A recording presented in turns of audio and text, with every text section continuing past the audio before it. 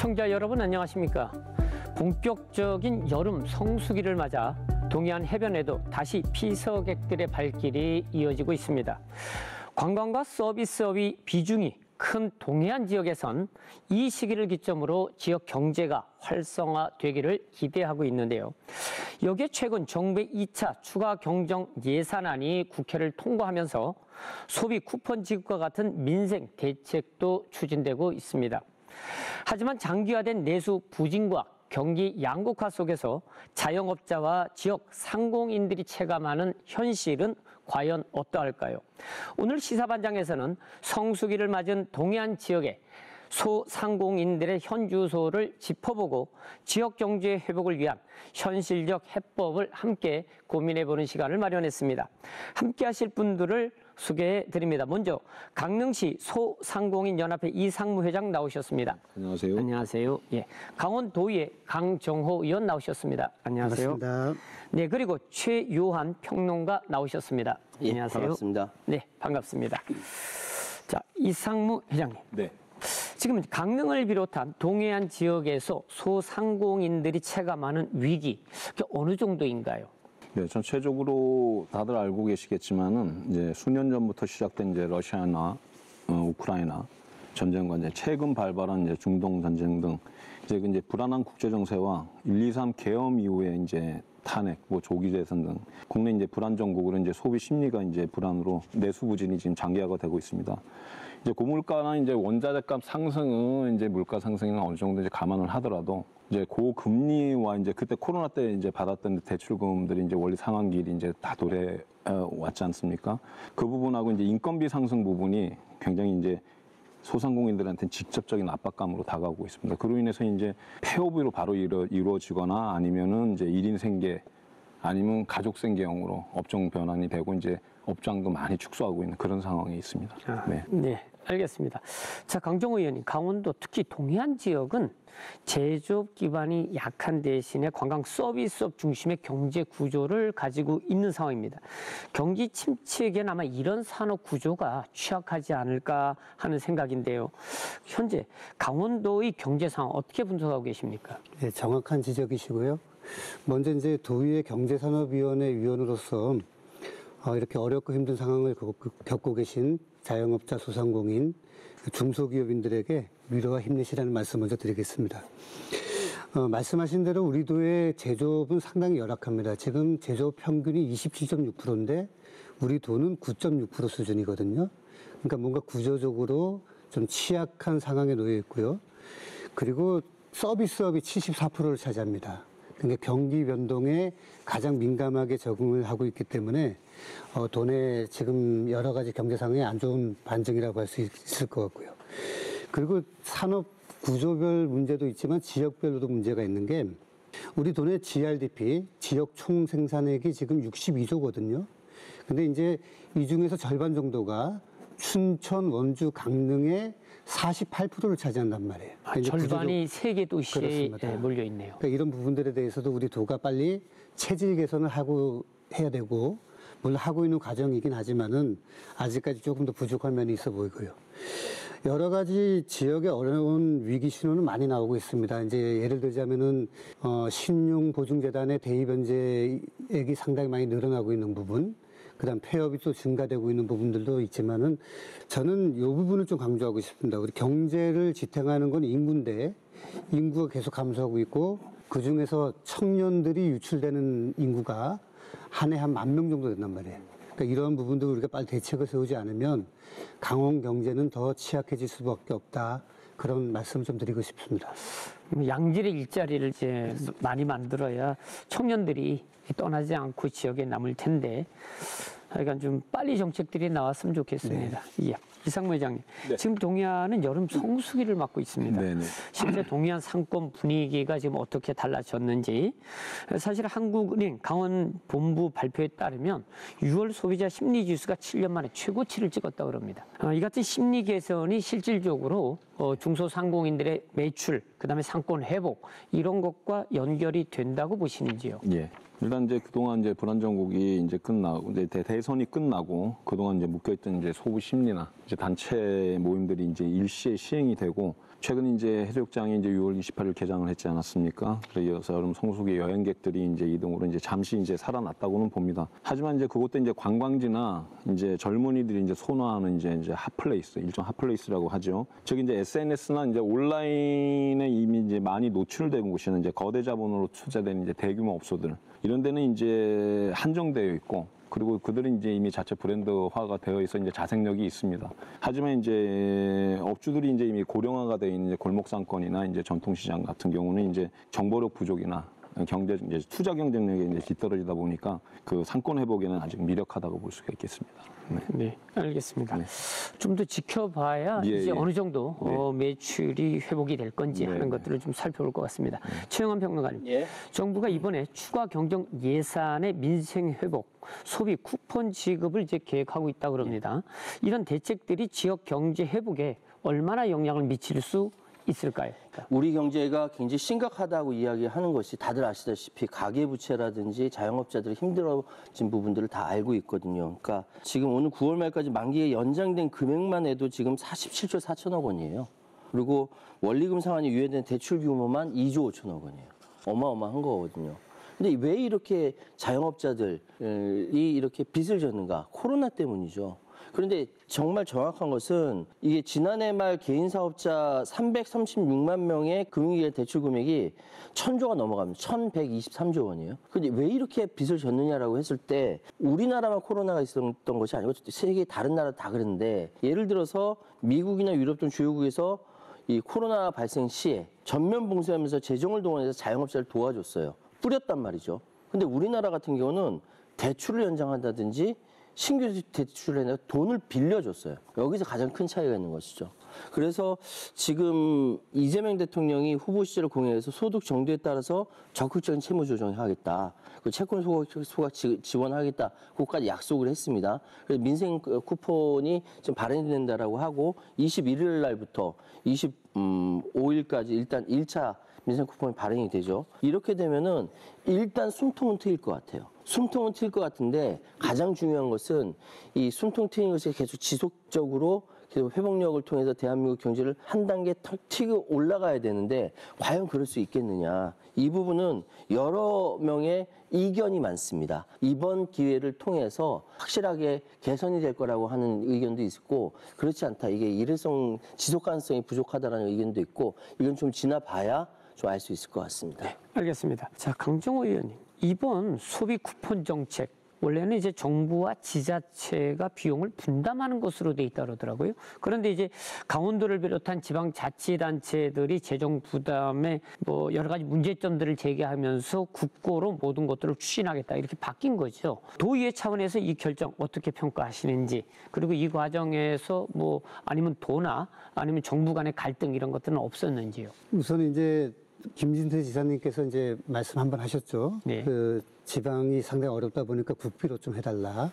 그래서 이제 국비로 이제 지원을 하기로 했는데 일단 뭐 환영합니다. 환영하고 이번 결정으로 인해서 우리 소상공인 자영업자분들이 조금 더 나아졌으면 하는 데 있어서는 이견이 없단 말이죠. 근데 이제 우리 예산 내용을 좀 살펴보면요. 이번 정부의 추경 예산이 31조 8천억입니다. 그 중에서 13조 2천억이 소비 쿠폰이란 말이에요. 그러면 이번 재원이 어떻게 조달이 됐느냐. 20조가 국채입니다. 그러면 우리나라 총 국채가 1,300조가 넘어간단 말이에요. 이런 부분을 지금 뭐 논의하는 자리는 아니지만은 이런 부분도 우리가 한번 좀 생각하는 시간이 있어야 된다. 미래 세대에게 엄청난 부담이 될 거라는 부분은 꼭 한번 얘기하고 싶었고요. 이번 일을 추진하면서 이제 중앙정부하고 지방정부하고의 갈등은 매칭 문제 이걸로 해결이 된 것 같습니다. 근데 중앙정부 내에서도 여러 가지 목소리 좀 달랐던 부분이 있어요. 기획재정부하고 다른 복지 부서하고 좀 달랐던 부분도 있고, 그 다음에 복지 전문가들 사이에서도 좀 얘기가 달랐고요. 경제 전문가들 사이에서도 과연 이게 소비 진작에 도움이 될 것이냐, 지속성이 있느냐, 여러 가지 갈등이 있었던 건 맞는 것 같은데 잘 됐으면 좋겠습니다. 그리고 비록 지금 여야가 바뀌었지만은 민생회복 그리고 지역경제 활성화를 위한 정책이라면 정당이 틀리더라도 당연히 협조할 것은 협조해야 된다고 생각합니다. 네, 알겠습니다.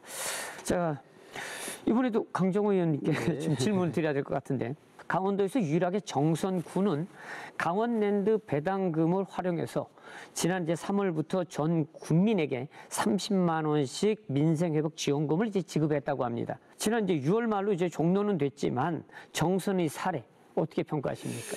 참 정성 국민들의 입장에서는 상당히 좋은 제도이고 또 인근 시군에서는 또 상당히 또 이제 왜 우리 지역에는 이런 게 없을까라는 또 아쉬움이 있는 정책이긴 했는데요. 우선 정성군의 경제에는 많은 도움이 됐던 것 같습니다. 일단 저희들이 내용을 좀 파악해 봤더니 상품권 사용처가 관내로 제한되어 있었기 때문에 정성군에서 소비할 수밖에 없었고 또 그런 부분들에 있어서 그냥 단순하게 음식점이라든지 이런 데 한정되어 있지가 않았고 생계비, 교육비, 의료비 등에도 지출할 수가 있는 구조였기 때문에 국민들 입장에서 상당히 호응이 좋았던 것 같습니다. 그러니까 다양한 분야의 지출이 가능하게끔 했었다 그 말씀이신 거죠.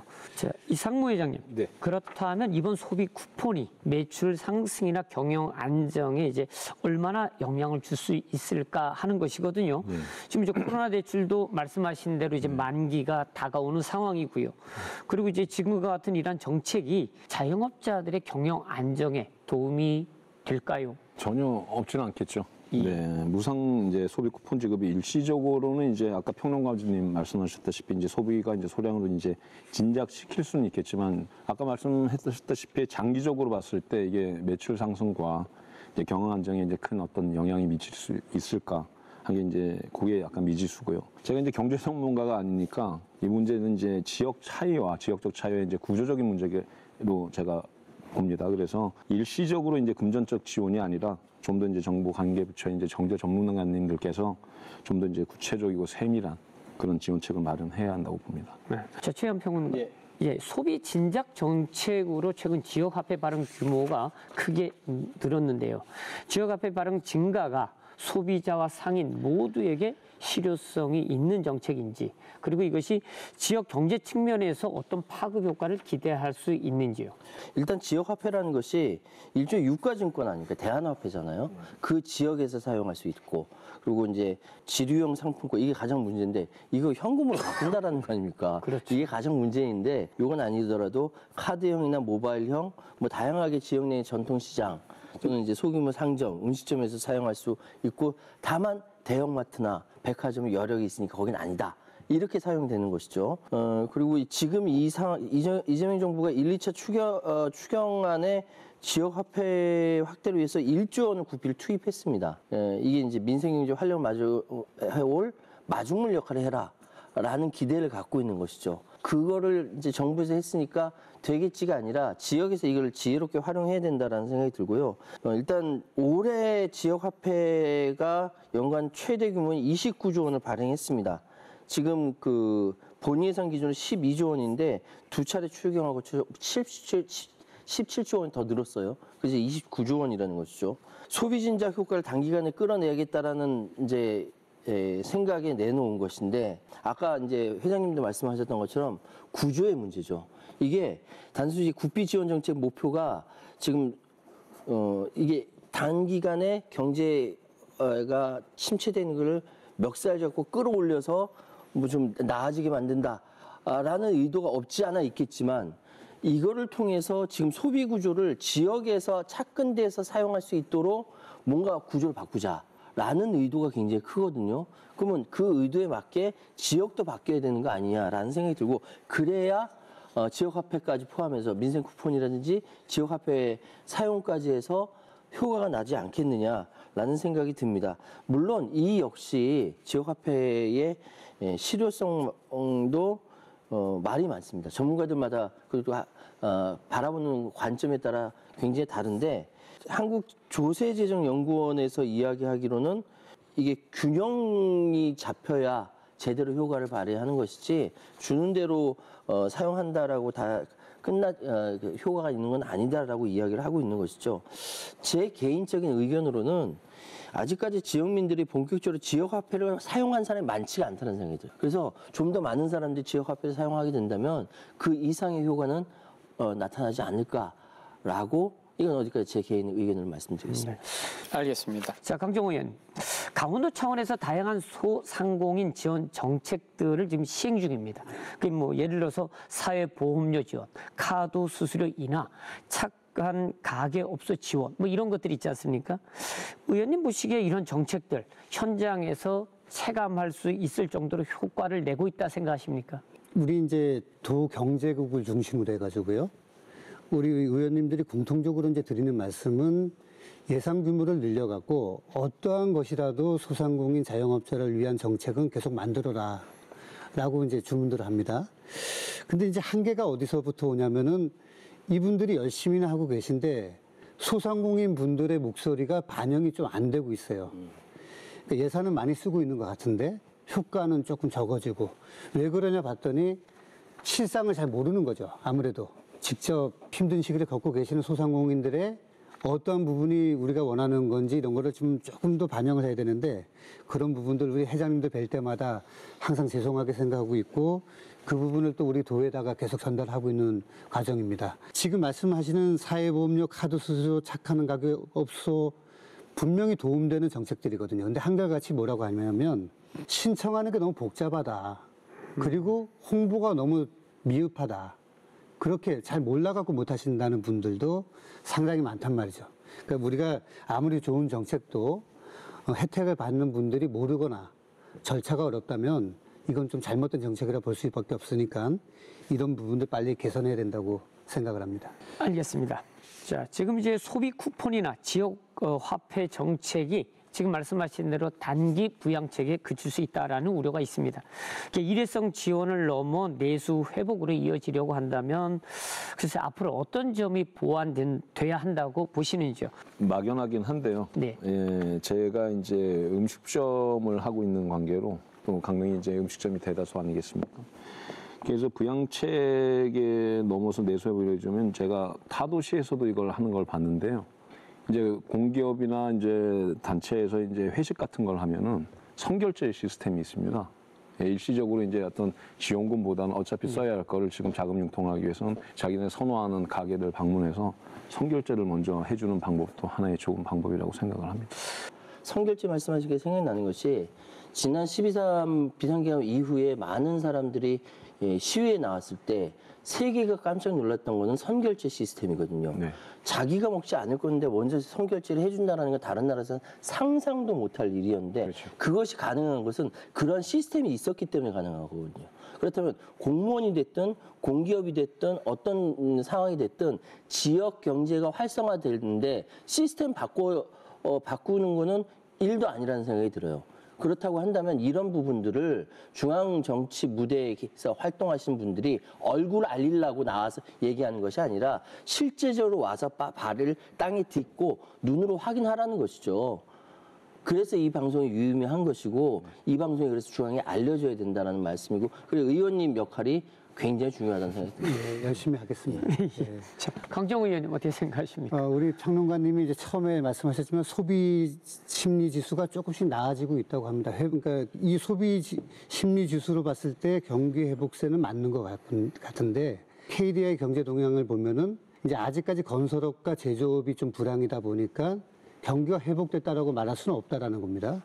이런 걸 봤을 때 우리가 이제 중앙정부 그다음에 광역자치단체, 지방자치단체 경기 회복을 위해서 여러 가지 역할들이 있겠지만은 이럴 때일수록 서로 좀 상호 정책적인 부분에서 좀 더 협력을 하고 그다음에 소비가 살아날 것 같은 심리가 생겼을 때 경제 정책들을 집중해서 이게 단기간의 정책이 아닌 내수 회복으로 이어질 수 있도록 최선을 다해야 된다고 보고요. 그리고 소상공인 자영업자 중소기업 분들에게 지원되고 있는 여러 가지 정책들 중에서도 회장님 잘 알고 계시지만 뭐 소상공인 경영안전자금, 중소기업 육성자금 등 여러 가지가 있지만 혜택을 못 받으시는 분들이 또 많아요. 문턱이 높다는 얘기죠. 그런 부분들도 계속해서 의견을 주시면 저희들도 도에서 그런 부분들 보완해가지고 필요하신 분들이 최대한 받을 수 있도록 그렇게 함께 노력하도록 하겠습니다. 네. 자, 최영환 평론가님. 예. 배달앱 수수료 관해서 좀 말씀을 드리고 싶은데 지금 이제 가장 이제 핫 이슈 중에 하나이기도 합니다. 정책의 효율성 측면에서 보면은 공공 배달앱 수수료 지원. 이 소상공인과 소비자 모두에게 긍정적인 영향을 줄 수 있는지 하는 것이거든요. 예. 어떻게 생각하십니까? 이게 긍정적인 영향을 주어야 하는데 예. 이게 쉽지가 않아요. 아마 이거 우리 회장님께서 훨씬 더 잘 아실 것 같습니다. 이게 단기 부양책의 한계라고도 늘 이야기를 합니다. 이 부분을 내수로 이제 그러니까 방금 말씀하신 공공배달앱의 수수료 문제라든지 이것이 다들 윈윈 하려면은 어떤 방식이 필요하느냐라고 같이 이야기를 할 수 있는 자리조차 부족하기 때문에 그렇다는 생각이 들고요. 지금 여러 가지 이야기 있지만 제가 아까도 말씀드렸던 것이 이런 정책 설계할 때 현장에 밀착되지 않는 부분, 예를 들어 소비자 생각 따로 있고 상인 생각 따로 있고 정책을 실행하는 공무원 생각이 따로 있으면은 이거는 아무리 의도는 좋지만 실행되지 않는 거지 않습니까? 그러면 공공배달앱 수수료 문제 가지고 소비자라든지 상인이라든지 지자체라든지 현장의 목소리를 반영해서 같이 만나서 이야기라도 좀 해봐야 되는 거 아니냐. 말로만 우리는 이런 행사 했어요, 저런 행사 했어요가 아니라 실제로 거기에서 나온 결과물 가지고 이야기를 해야 되는 거 아니냐. 대부분의 정치인들은 자기가 보여주고 싶은 것만 보여주는 것이죠. 결과는 뭐 어떻게 되든 뭐 상관없다라는 입장을 갖고 있는 사람 많지 않습니까? 그래도 찍어주니까 1년 후에 읽고 찍어주니까 그런 거 아니겠습니까? 그래서 저는 여러 가지 문제들이 많지만 지금 아까도 말씀드렸던 소비 쿠폰이라든지 지역 화폐라든지 지금 말씀드리는 배달앱 수수료 문제 이런 부분들이 일단 단기적인 내수 효과는 분명히 있을 것 같아요. 근데 이것이 장기적으로 지속 가능성을 갖기 위해서는 그 행사하는 주체뿐만 아니라 소비자 상인 같이 이야기를 해야 돼요. 같이 이야기하지 않고 우리는 이렇게 했어요. 로 끝나면은 저긴 그렇게 했구나 하고 다시 이제 떨어진단 말이죠. 여러 가지 이제 노력이 병행될 때 단발성 지속을 넘어서 실질적인 지원 그리고 지속적인 내수 회복이 가능하지 않을까라는 생각이 듭니다. 자, 이상무 회장님. 네. 실제 현장에서 공공 배달앱에 대한 반응이 어떤지 궁금합니다. 민간 배달앱과 비교했을 때 공공 배달앱이 가지는 장점은 어떤 것이 있는지 또 부족한 것은 무엇인지 하는 것들에 대해서 좀 설명해 주시죠. 예. 저희 강릉시는 이제 올해 이제 연초에 해마다 이제 저희 이제 소상공인들을 위해서 이제 시장님하고 간담회를 합니다. 그 간담회 도중에 이제 이 민간 배달업의 이제 연회비와 이제 높은 수수료가 바로 이제 물건값 상승으로 이제 소비자의 이제 부담과 가맹점의 낮은 이제 수익률로 이제 그 피해는 이제 시민들이 이제 피해를 입겠죠. 그 이어짐에 따라 이제 강릉시하고 이제 소상공인연합회하고 이제 신한은행의 이제 사회공헌기금을 지원을 받아서 저희가 땡겨요라는 이제 공공 배달 앱을 갖다가 이제 협약식을 맺고 지금 추진을 하고 있는데요. 그 10%의 지금 민간 배달앱의 그 수수료를 2%로 지금 낮췄습니다. 낮추고 그리고 또 이제 저가에 공급하기 위해서 이제 많이 노력을 하고 있고요. 지금 그 태백 씨가 지금 그 민간 배달앱 보이콧을 하고 있다는 제가 태백 연합 회장님하고 이제 통화를 해봤는데 태백 씨도 이제 똑같이 저희랑 이제 그 먹개비인가 하는 그 공공 배달 앱을 해서 거기서는 그걸로 저희가 강릉시하고 똑같은 방식으로 이제 그 소비 쿠폰, 캐시백 이렇게 해서 이제 동료하고 이제 비슷한 방법으로 추진을 하고 있다고 얘기를 들었습니다. 이렇게 되면 이제 소비자들이 좀 더 낮은 단가에 이제 물건을 구입을 하고 이제 포인트 적립으로 이제 다양한 혜택을 받을 수 있어서 이제 호평인데 단지 이제 이게 실시한 지 얼마 되지가 않아서 아직 홍보 부족이고 좀 더 이제 적극적인 홍보로 이제 가맹점과 이제 가입 회원 수를 좀 더 늘려야지만 이제 그 선택의 폭을 좀 넓혀야지만 더 이제 혜택을 많이 누릴 수 있을 거라고 봅니다. 자, 강정호 의원님. 강원도도 한때 이제 일단 시켜라는 이제 공공 배달 앱을 이제 운영한 것으로 알고 있습니다. 근데 이제 큰 성과를 거두지 못하고 서비스를 종료했다고 들었거든요. 지자체가 공공 배달 앱을 활성화하려면 어떤 점을 개선해야 될까요? 그러니까 반드시 공공 배달 앱을 활성화해야 됩니다. 그래야만이 소상공인들이 이렇게 좀 덜 힘드시거든요. 이유는 뭘까요? 근데 수수료 차이가 워낙 많이 나니까. 근데 이제 우리 도도 2000년도에 이제 산무 배달앱이라 해가지고 중개 수수료 없고, 그 다음에 광고비 없고, 가입비 없게끔 해가지고 일단 시작했는데 3년을 채우지 못하고 종료가 됐어요. 그래서 우리 도의에서도 그럼 왜 공공배달업이 소상공인 입장 상당히 유리한 거지만 왜 안 됐을까를 분석을 좀 해봤는데요. 일단 민간 배달 앱하고 좀 시스템적인 부분에서 따라가지 못하는 부분들이 상당히 많습니다. 어떤 거냐면 일단 사용자 중심 앱 개선 및 접근성이 약한 부분, 그리고 뭐 이제 실시간 리뷰 쓰고 즐겨찾기 자동 결제 이런 것도 보완을 해야 되고요. 그다음에 가맹점 확대 및 인센티브를 많이 드려야 되는데 여러 가지 가입하는데 서버의 복합성 뭐 여러 가지 부분들 때문에 우리 소상공인분들 많이 바쁘시잖아요. 특히 1인 자영업자들이 많다 보니까 여기에 많은 시간을 투자할 수 있는 구조가 안 된단 말이에요. 그러니까 편한 데를 찾으시는 거죠. 그리고 개선해야 될 점들이 또 한두 가지가 아니더라고요. 그러니까 소비자한테 인센티브 더 드려야 되고, 그다음에 배달 인프라 연계 및 물류 체계도 보완해야 되고요. 마지막으로 지속 가능하고 운영 안정성이 확보가 돼야 되는데 불안한 겁니다. 3년하고 그만두고 또 만들고 없어지고 하는 부분들 이런 걸 우리가 지자체에서 특별히 이런 부분들 좀 보완해야 될 것 같습니다. 뭐 앞으로 이런 것들이 좀 이제 광역자치단체뿐만 아니라 기초자치단체하고 좀 협력을 해가지고 하는 방법도 좀 생각해 보면 예산도 조금 좀 나눠서 분담을 하고요.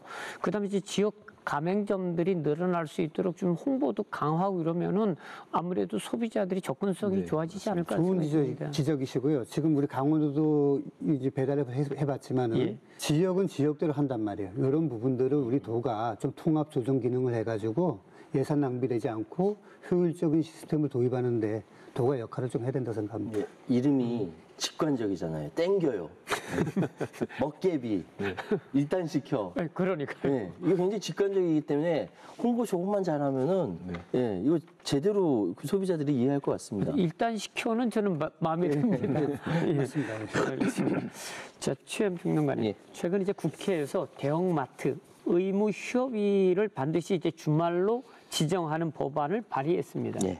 이 법안이 나온 배경은 이제 아시겠지만은 글쎄 뭐 정책적으로 아무래도 지역 상권을 좀 활성화시켜 보자 하는 것이 좀 아닐까 하는 생각이 들거든요. 예. 어떤 의미가 있다고 보십니까? 일단은 이제 제도의 본래 취지는 그러니까 2011년 도입할 때 의무 휴업일을 지정을 하면은 대형마트를 가려고 하는 소비자들이 지역 전통시장이나 골목상권을 갈 것이라고 생각을 했었던 것이죠. 네. 이후에 보니까 지자체가 결정하는 것인데 슬금슬금 대형마트들이 그 의무 휴업일을 평일로 변경하는 사례가 늘어난다는 거죠.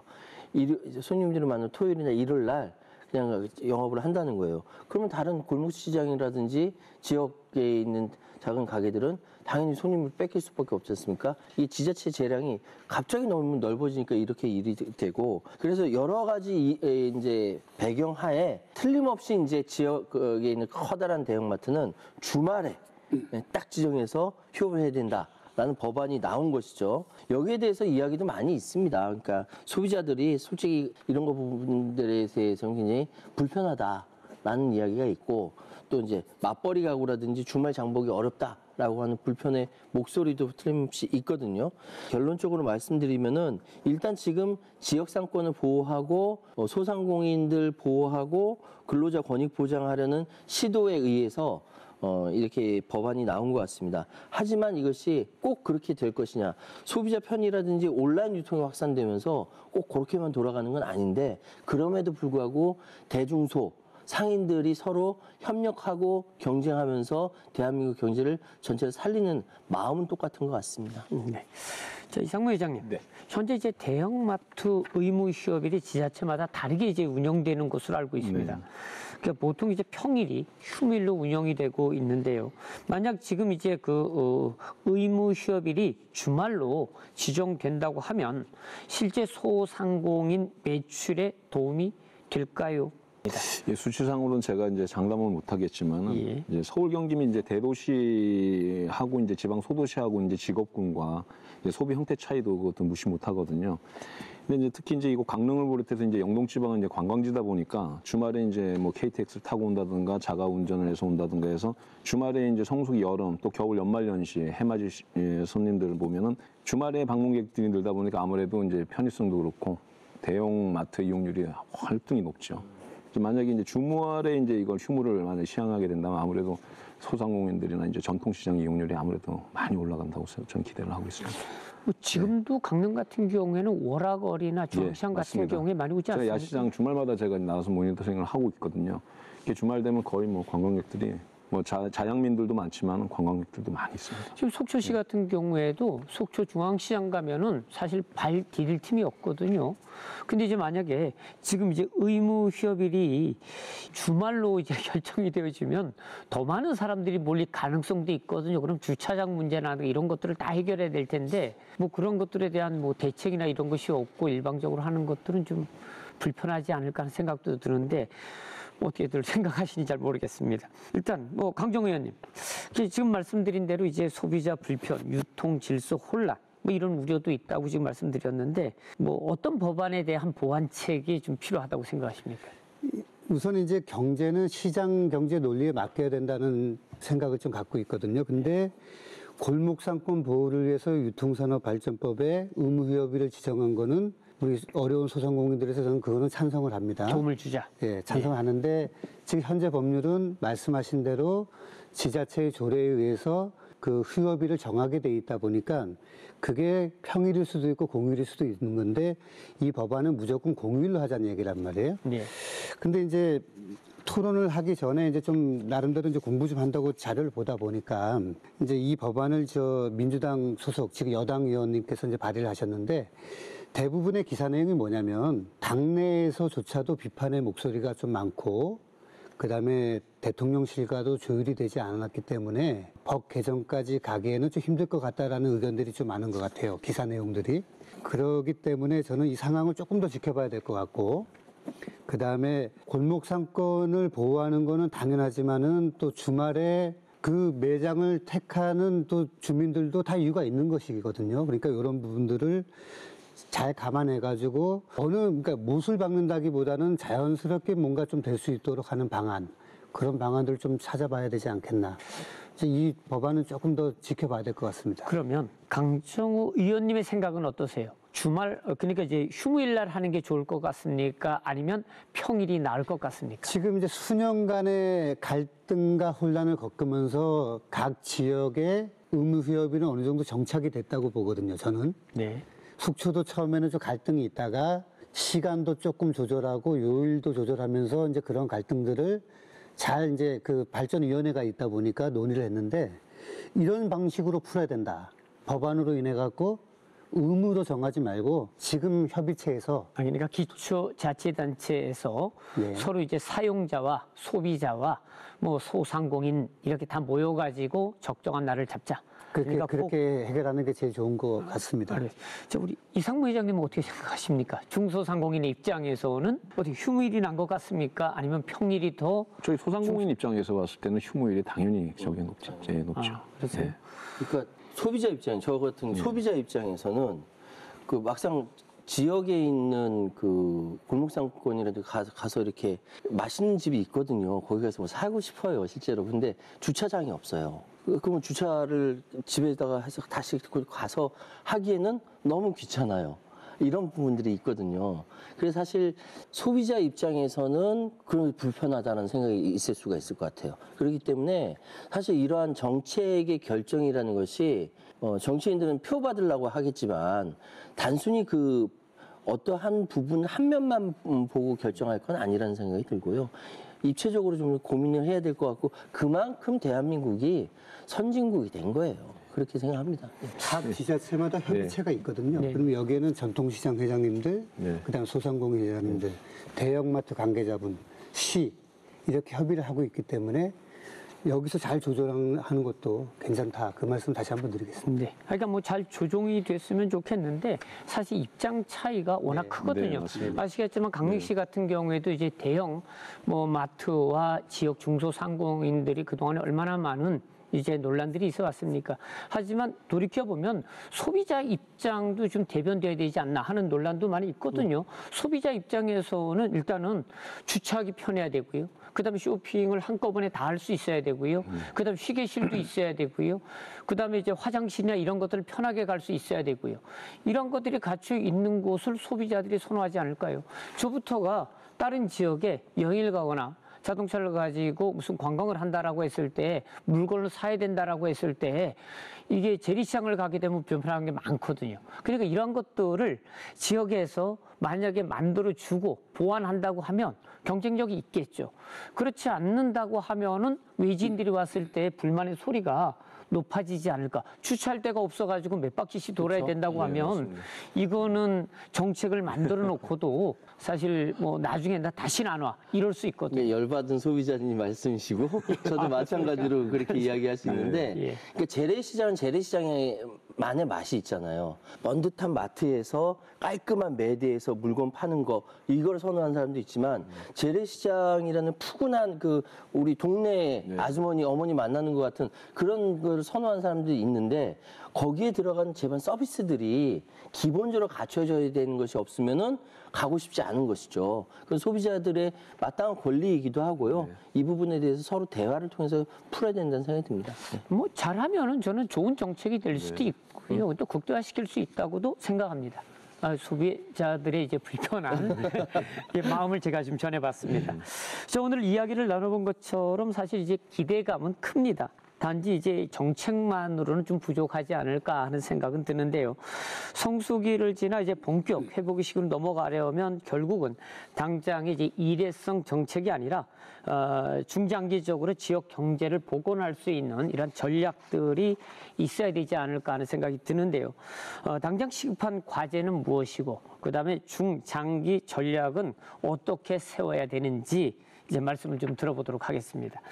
오늘 이 방송을 나오게 되면서 어깨가 더 무거워지는 것 같습니다. 도의에서 우리 소상공인 자영업자를 위해서 정말 더 열심히 하겠다는 생각을 다시 한번 하게 되고요.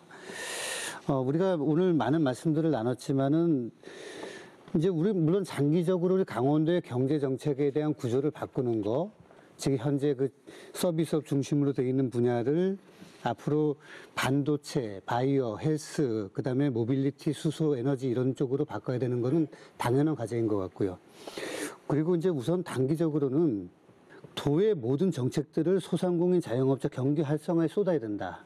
그런 말씀을 좀 드리고, 우리 도민들께도 한 가지 좀 부탁을 드리자면은 어디 가족분들과 함께 음식을 드시러 가실 때도 유명하고 맛있는 데만 가지 마시고 정말로 좀 어렵고 손님 없고 이런 데도 좀 같이 가시면서 경기가 회복될 때 장사가 잘 되는 집만 계속 잘 된다는 지적들이 계속 이어지고 있단 말이에요. 그러니까 어려운 분들 좀 우리가 조금 더 찾아뵈야 된다라는 말씀 드리겠습니다. 그리고 요번에 소비 쿠폰 요거 단기적으로 끝나지 않고 장기적으로 이어질 수 있도록 도에서도 최선을 다하겠다는 말씀 드리겠습니다. 네, 감사합니다. 자, 이상무 회장 어떻게 생각하십니까? 네, 뭐 시급한 거는 이제 저희 소상공인 자영업자 이제 입장에서 보면 이제 소비 촉진하고 이제 자영업자 생존 지원에 이제 좀 집중을 해야 될 것 같습니다. 이게 중장기적으로는 아까 의원님 말씀하셨지만은 이제 다양한 이제 업종 경영도 있지만은 이제 금융 지원, 그다음에 저희 이제 강주 소상공인연합회도 이제 청년 이제 소상공인들을 위해서 이제 소비 형태를 온라인 이제 라이브 커머스 쪽으로 해서 요새 이제 경제진흥원하고 소담스 케어하고 지금 개발하고 지금 추진 중에 있거든요. 이제 지역 소비 촉진으로 이제 지금도 시행되고 있지만 이제 지역 사용 상품권 이제 발행 확대, 또 골목 상권 대상 이제 페이백 쿠폰 발행 등 이제 다양한 이제 지역 축제로 해서 이제 유인책 같은 것들 좀 썼으면 좋겠습니다. 지역적 이제 맞춤은 아까 지역적 맞춤형 전략도 말씀드렸지만 거기에 이제 부수적으로 이제 인구의 이제 고령화로 되어 있는 인구 구조적 이제 대응도 거기도 포함을 시켜야 될 것 같습니다. 장기적으로. 네. 자, 최영환 평론가 어떻게 생각하십니까? 저희 돌아가신 부친 고향이 철원입니다. 지포리라고 하죠. 저희 할아버지 산소가 있었고요. 저 어렸을 때 산소에 올 때마다 어떤 느낌이 드는 강원도 와서 깨끗하다라는 느낌이 있었어요. 깨끗함. 청정. 예, 청정. 그런데 그걸 거꾸로 얘기하면요. 개발이 안 됐다라는 거. 발전이 되지 않는다라는 이야기지 않습니까? 변화가 없고. 변화가 없다라는 건데 그 이유가 있죠. 가장 분단해서 가장 직접적인 피해를 받은 지역이 강원도지 않습니까? 그래서 이번에 이재명 대통령이 강조했던 것이 특별한 희생에 특별한 보상을 하겠다라고 얘기했어요. 강원도가 깨끗하고 청정 강원이고 좋은데 거꾸로 얘기하면 발전이 없고 뒤떨어진다라고 얘기한다면은 그 깨끗함을 강조함으로써 그 특별한 희생을 보완시켜야 된다는 생각을 해요. 그래서 이번에 제가 오기 전에 대통령의 강원도 관련된 그 공약사항을 한번 찾아보니까 정말로 깨끗하게 발전할 수 있는 부분이 굉장히 많습니다. 그러니까 K 관광 문화벨트 강원을 만들고 미래산업 선도도시 강원을 만들고 이 KTX라는 것이 있기 때문에 강원도 더 발전할 수 있다라는 차원을 생각한다면은 지난 대선 기간에 대통령이 약속했던 거 강원도에 적용시켜서 깨끗한 강원이 발전하는 강원으로 전화되는 이런 부분들이 충분히 가능하다고 생각을 합니다. 그래서 저 어렸을 때 그 느낌, 깨끗하다라는 그 느낌을 가진 발전하는 강원이 됐으면 좋겠습니다. 평론가님 말씀에 동의를 하는데 예. 불과 2, 3일 전 뉴스만 봐도 이번 추경 때 강원도만을 위한 예산들 전무했다라는 보도 나왔거든요. 조금 더 깊게 들어가 보면은 계속 추진하고 있던 강릉 제진간 철도 예산도 반영이 안 됐고 춘천 속초 고속철도도 예산이 반영이 안 됐단 말이에요. 그러니까 이제 좋은 그 대통령님의 강원도를 위한 좋은 정책들 실현과 말씀이 좀 다르다. 좀 그걸 추구하고 끌어내는 게 싶습니다. 정치인들의 그렇습니다. 역할이죠. 근데 그게 이제 예. 대통령이 되셨잖아요. 예. 되셔갖고 이번 추경을 했는데 그럼 그런 정책들이 반영이 돼야 되는데 그러니까 이건 추경뿐만 아니라 예. 추경을 넘어서 계속 강원 발전을 위해서 끌어내야 하는 것은 네. 정치인들의 몫이다, 역할이다라고 말씀드리는 네, 거예요. 저희들도 계속 좀 노력하겠습니다. 예. 이렇게. 그러니까 앞으로 이제 강원도는 아시겠지만 인구 뭐 150만입니다. 그리고 이제 뭐 국회의원이 8명밖에 되지 않지 않습니까? 다른 지역보다 훨씬 적고요. 또 그게 또 이제 다 뭐 한쪽으로 치우쳐 있는 것도 아니고 그러다 보니 힘이 약한 게 사실입니다. 뭐 그럴지라도 어쨌든 뭐 도지사께서 좀 열심히 일단 뛰어야 되는 게 맞고요. 지역에 이제 8명의 국회의원들이 움직여야죠. 그리고 지역 연구를 가지고 있는 국회의원들도 지금 많이 있지 않습니까? 그분들 동원해가지고 앞으로 뭐 2차, 3차 또 있지 않겠습니까? 그럴 때에 그 힘을 발휘해야죠. 뭐 지금 당장 이제 된 지 한 달밖에 안 됐으니까 좀 지켜보시고 뭐 정당이나 이런 거 떠나가지고 지역 발전을 위해서 정치인들이 노력하면은 뭐 결과가 있지 않겠습니까? 어쨌든 벌써 이제 시간들이 다 됐습니다. 하여간 오늘 함께 해주신 세 분께 감사드립니다. 소상공인을 지역 경제의 모세 혈관이라고 합니다. 흐름이 막히면 전체 경제의 건강까지 위협받기 때문이죠. 본격적인 여름 성수기, 동해를 찾는 많은 발길이 이 모세 혈관에 활력을 불어넣고 지역 경제에 다시 숨이 트이는 계기가 되길 바랍니다. 시청자 여러분께서도 이번 여름 가까운 가게와 전통시장에서의 소비로 지역 경제 회복에 함께 동참해 주시기를 부탁드립니다. 오늘 시사반장은 여기까지입니다. 시청해 주셔서 감사합니다.